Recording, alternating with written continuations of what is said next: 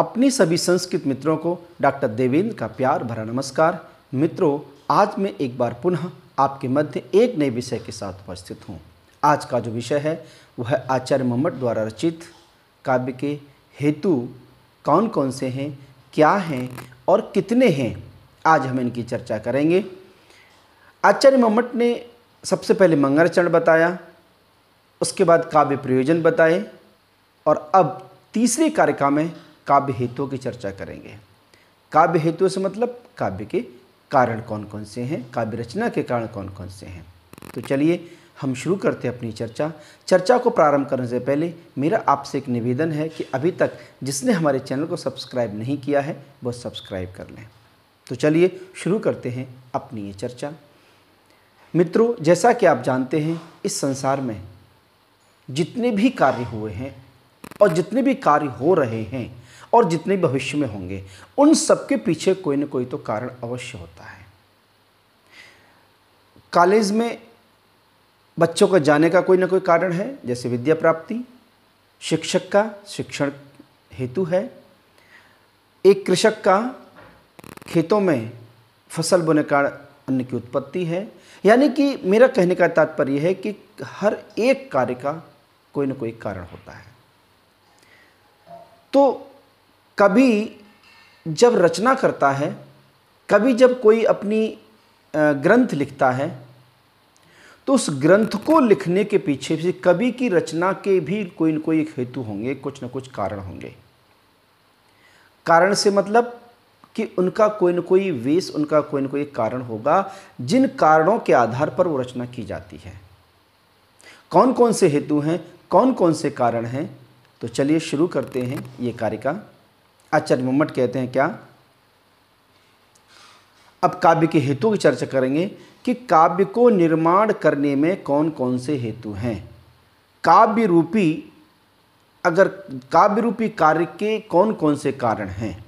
तो चलिए शुरू करते हैं, पढ़ते हैं कारिका।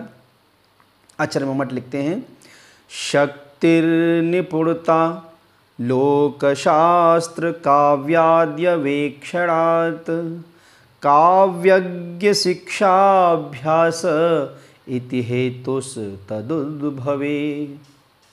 कहते हैं शक्ति, निपुणता और अभ्यास, काव्य के ये तीन कारण हैं।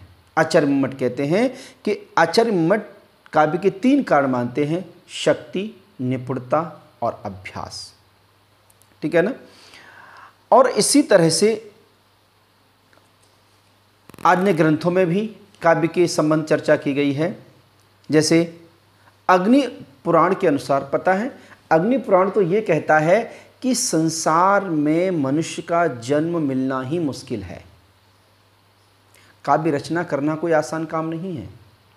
कवि बनना और एक उत्तम कोटि का कवि बनना, ऐसा नहीं कि कुछ भी लिख दो और कुछ भी कवि बन जाओ। कवि बनना अर्थात रचना करना बहुत मुश्किल काम है, आसान काम नहीं है। तो कौन सा है आपका, अग्नि पुराण में तो लिखा है कि सबसे पहले संसार में मनुष्य का जन्म मिलना है, क्योंकि 84 लाख योनियां हैं।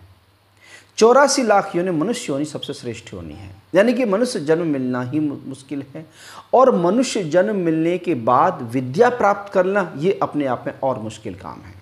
क्योंकि संसार में कितने मनुष्य हैं जो मनुष्य जन्म तो लिया है पर वो विद्या प्राप्त नहीं कर रहे हैं, और विद्या प्राप्त करने के बाद अगर उसमें कवित्व शक्ति है, कोई प्रतिभा है, यानी कि बहुत सारे ऐसे नहीं है, बहुत सारे प्रोफेसर्स हैं, बहुत सारे शिक्षक हैं, बहुत सारे विद्वान हैं, लेकिन वो कवि नहीं हो सकते। जरूरी नहीं कि वो कवि हों। कवि बनने के लिए एक अलग प्रतिभा, एक विलक्षण प्रतिभा की आवश्यकता होती है ना। तो यानी कि वो कहते हैं कि जो प्रतिभा है, जो विवेक है, वो अत्यंत ही दुर्लभ है, जो कि काव्य के निर्माण में सहायक है, कवि बनने में सहायक है, काव्य रचना लिखने में सहायक है। तो आचार्य मम्मट ने कहा कि काव्य के रचना के जो कारण है वो तीन हैं। कौन कौन सा, शक्ति, निपुणता और अभ्यास। तो चलिए इनको हम क्लियर कर लेते हैं कि शक्ति किसे कहते हैं। उन्होंने शक्ति किसे कहा है, तो लिखा है, देखिए, शक्ति ही कवित्व बीज रूपः संस्कार विशेषः याम बिना काव्यम न प्रसरेत, प्रसरितम वा उपहसनम स्यात्। इन्होंने कहा है आचार्य मम्मट ने कि शक्ति, निपुणता और अभ्यास ये 3 काव्य के हेतु हैं। अर्थात एक प्रश्न और आता है कि 3 अलग अलग भी कोई भी हो सकता है, तो आचार्य मम्मट कहते हैं नहीं, कोई भी तो नहीं हो सकता है, तीनों का सम्मिलित रूप, ठीक है ना। तो लिख कहते हैं शक्ति विषय में कहते हैं शक्ति ही कवित्व बीज रूपः। इसी को आचार्य ने शक्ति जो कहा है ना, कारण है, पहला कारण काव्य रचना का, कवि बनने का पहला कारण है शक्ति, कि व्यक्ति के अंदर शक्ति, शक्ति मतलब प्रतिभा होनी चाहिए। और प्रतिभाएं कहाँ से आती हैं? इस जन्म से नहीं, पूर्व जन्म में किए गए कर्मों से, पूर्व जन्म में किए गए संस्कारों से प्रतिभाएं जन्म लेती हैं। जब व्यक्ति का जन्म नहीं होता है तो संस्कार वसात वो प्रतिभाएं अपने आप जन्म जात उत्पन्न होती हैं, संस्कारों के कारण, पूर्व जन्म के संस्कारों के कारण वो क्या होती हैं? प्रतिभाएं होती हैं। प्रतिभावान व्यक्ति ही कवि बन सकता है। तो लिखा है कवि ही शक्ति कवित्व बीज रूप। कवित्व यानी कि जो प्रतिभा है, जो शक्ति है, वह बीज रूप में, बीज रूप माने एक संस्कार वसात, संस्कार के रूप में वह जन्म लेती है। संस्कार विषय याम बिना काव्यम न प्रसरित, जिसके बिना काव्य को लिखना संभव नहीं है, जिसके बिना काव्य लिखा ही नहीं जा सकता है, जिसके बिना काव्य रचना नहीं हो सकती है, यानी कि शक्ति, यानी कि कहिए प्रतिभा। व्यक्ति के अंदर जो प्रतिभाएं होती है ना, तो जब प्रतिभाएं होती हैं व्यक्ति के अंदर, प्रतिभा भली दबे रहें, जब अवसर मिलता है, जब अवसर मिलता है तो संस्कार उद्बुद्ध हो जाते हैं और प्रतिभा बाहर प्रकट हो जाती है। ये प्रतिभा इस जन्म की नहीं, बल्कि पूर्व जन्मों में किए गए कर्मों के संस्कारों के कारण प्रतिभाएं जन्मजात होती हैं, ठीक है ना। तो ये कहते हैं कि ऐसा कवित्व जिसके अंदर संस्कार विशेष, संस्कार से पूर्व से ही विद्यमान है, ऐसा व्यक्ति क्या कर सकता है? प्रतिभा संपन्न व्यक्ति काव्य को लिख सकता है। याम बिना काव्य, जिसके बिना, उस प्रतिभा या शक्ति के बिना काव्य रचना नहीं संभव है, काव्य नहीं लिखा जा सकता। प्रसरतम व उपसनम स्यात्, यदि कोई लिखता भी है, मान लीजिए किसी ने लिख भी लिया, जबरदस्ती उल्टा सीधा छंद श्लोक लिख लिए, तो कैसा होगा? उपहसनियम स्यात्। तो उपहसनियम माने उपहास का, मजाक का पात्र बन जाएगा, मजाक बनेगी उसकी। फिर चूंकि काव्य तो है ही नहीं ठीक से, तो मजाक बनेगा उसका, तो वो ठीक नहीं है। दूसरा कारण बताते हैं, देखो दूसरा कारण क्या है? शक्ति के बाद आता है निपुणता। निपुणता के विषय में क्या आता है? निपुणता क्या, निपुण किस में होना चाहिए? पारंगत। किस में? क्या लिखा है? लोकस्य स्थावर जंगमात्म लोकवृत्तस्य शास्त्राणाम छंदो व्याकरणाविधान कोशकला चतुर्वर्ग गजतुर्ग खड्गादिलक्षण ग्रंथानाम काव्यानाम महाकवि संबंधीनाम आदि ग्रहणाद इतिहासादीनाम च विमर्शनाद व्युत्पत्ति है। यानी कि निपुणता के लिए व्युत्पत्ति शब्द का प्रयोग किया गया है। आचरण व्युत्पत्ति भी कहा है शब्द के लिए, कि निपुण होना चाहिए व्यक्ति, पारंगत होना चाहिए। किस किस में? शब्द पहले तो संस्कार विशेष, बीज रूप में संस्कार होना चाहिए, शक्ति प्रतिभावान होना चाहिए, और फिर उसके बाद कैसा होना चाहिए? निपुणता भी होनी चाहिए। किस किस में निपुणता? लिखा है लोकस्य स्थावर जंगम, अर्थात लोक संसार, स्थावर जंगम अर्थात जड़ चेतन, संसार के जड़ चेतन का, उस पदार्थों का उसको ज्ञान होना चाहिए, उसको व्यवहारिक ज्ञान होना चाहिए। स्थावरम जंगमम लोकवृत्तस्य, अर्थात संसार के, चाहे वो स्थावर हो जंगम हो, इस संसार के लोक व्यवहार का ज्ञान होना चाहिए। आगे क्या लिखा है? शास्त्राणाम, और शास्त्रों का ज्ञान भी होना चाहिए। उच्च कोटि कवि के लिए शास्त्रों का ज्ञान होना आवश्यक है। शास्त्र में जैसे छंद शास्त्र है, जैसे व्याकरण शास्त्र है, ठीक है ना, शब्दकोश है, तो इन सब का ज्ञान होना चाहिए। कलाएं, कलाओं का ज्ञान होना चाहिए। कलाएं का मतलब 64 यानी कि 64 कलाएं मानी जाती हैं। कला अर्थात कलाओं का ज्ञान, लोकवृत्त कलाओं का ज्ञान होना चाहिए, ठीक है ना। छंद व्याकरण अविधान यानी कि शब्दकोश का ज्ञान होना चाहिए। कलाओं का चतुर्वर्ग, चतुर्वर्ग से मतलब धर्म, अर्थ, काम और मोक्ष, इन चारों पुरुषार्थों का ज्ञान होना चाहिए। खड़ग तुरग आदि लक्षण ग्रंथानाम, अर्थात और जितने भी लक्षण ग्रंथ हैं, गज तुरंग खड़ग आदि लक्षण ग्रंथों, और क्या होना चाहिए, काव्यानाम महाकवि संबंधी नाम, अर्थात महाकवियों के काव्यों का भी ज्ञान होना चाहिए। आदि लिखा है महाकवि संबंधी नाम आदि ग्रहणात इतिहास नाम, अर्थात इतिहास ग्रंथ जैसे रामायण है, महाभारत है, इन सभी ग्रंथों कवियों के द्वारा लिखे गए इतिहास ग्रंथ, चाहे जैसे रामायण हो, महाभारत हो, इस प्रकार के ग्रंथों का ज्ञान है ना, विमर्शनाद व्युत्पत्ति ही, अर्थात उनके विमर्श से जो व्युत्पत्ति है, जो निपुणता है, उसमें वो निपुण होना चाहिए। दो बात हो गई, यानी कि जो व्यक्ति काव्य रचना करना चाहता है उसके पास सबसे पहले क्या होना चाहिए, शक्ति, यानी कि प्रतिभावान होना चाहिए। उसके अलावा लोक से संसार का व्यावहारिक ज्ञान, स्थावन जंगम, अर्थात इन सभी का ज्ञान होना चाहिए। चल यानी कि चल अचल यानी कि जड़ चेतन का ज्ञान होना चाहिए। शास्त्राम शास्त्रों का, व्याकरण शास्त्र हो, छंद शास्त्र हो, है ना, और अभिधान कोश यानी कि शब्द कोश हो, कलाएं 64 कलाओं में का ज्ञान होना चाहिए। चतुर्वर्ग धर्म अर्थ काम मोक्ष, इन पुरुषार्थों का ज्ञान होना चाहिए। गज तुरग खड़ग आदि लक्षण ग्रंथ हैं तथा महाकवियों से संबंधित ग्रंथों आदि जैसे रामायण, इतिहास ग्रंथ जैसे रामायण महाभारत आदि इतिहास ग्रंथों का विमर्शनाद व्युत्पत्ति, उनके विचार विमर्श से, अर्थात उसमें निपुणता होनी चाहिए। ठीक है ना। तीसरा आता है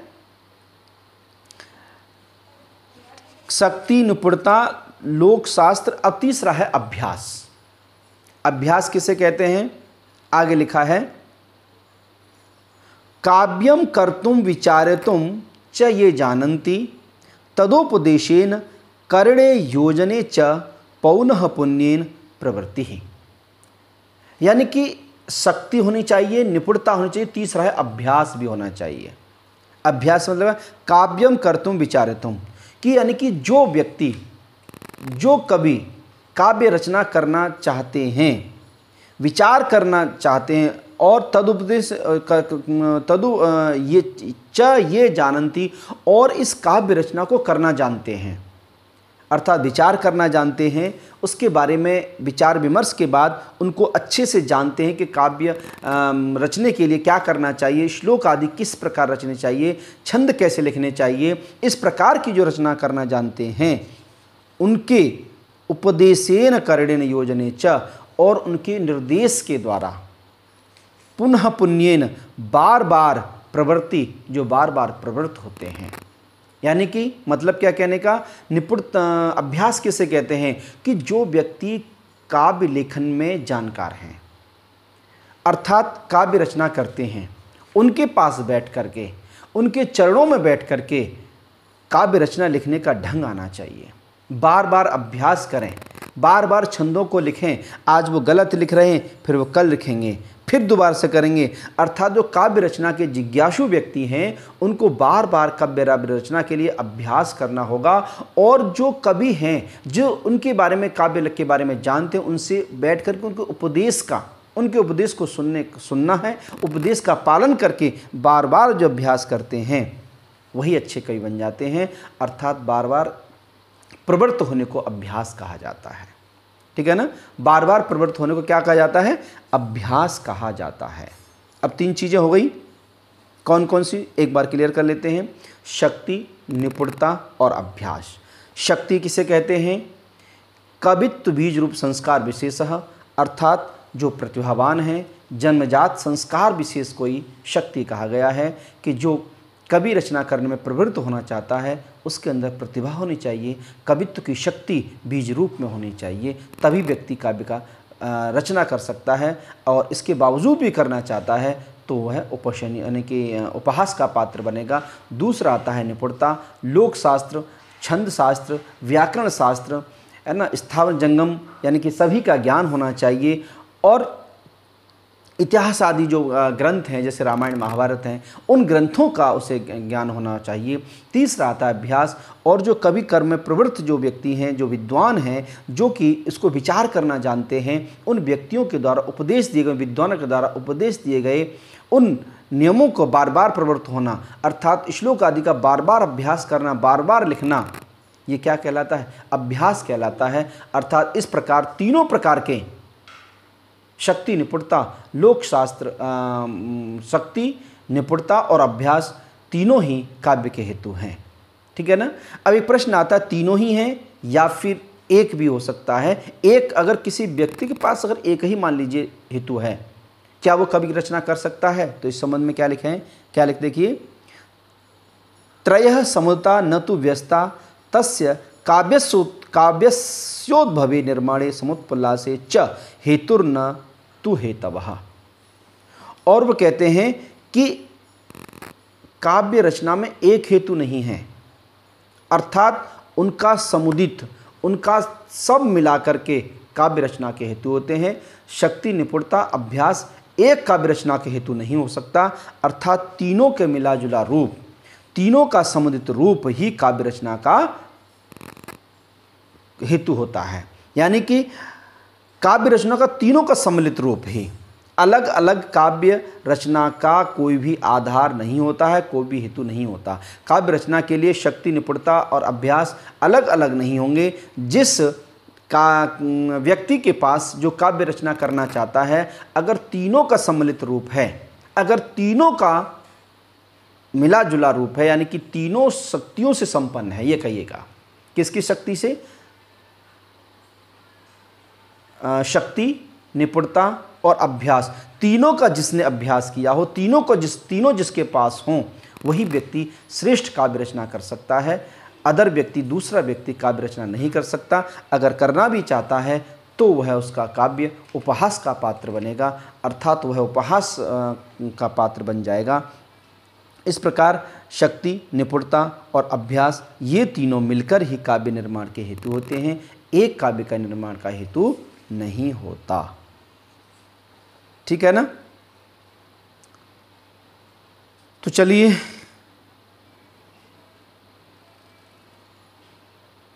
जैसे इसमें लिखा है कि काव्य हेतु, जैसे कोई घड़ा बनता है और घड़े के निर्माण में कुंभकार भी होता है, मिट्टी भी होता है, चाक भी होता है, बहुत सारे हेतु होते हैं, तब जाकर घड़े का निर्माण होता है। उसी तरह से शक्ति, निपुणता और अभ्यास एक नहीं अपितु सारे के सारे मिलाकर के ही काव्य हेतु होते हैं। तभी कवि की जो रचना है, एक ग्रंथ है, वह कार्य रूप में परिणत हो जाता है, अर्थात वह श्रेष्ठ काव्य की श्रेणी में आ जाता है। ठीक है। तो चलिए उम्मीद करते हैं कि ये काव्य हेतुओं की चर्चा आपकी कुछ समझ में आई होगी, आपके लिए मदद करेगी। तो चलिए अगले वीडियो में फिर मिलते हैं काव्य के लक्षण को लेकर के। तब तक के लिए नमस्कार, धन्यवाद।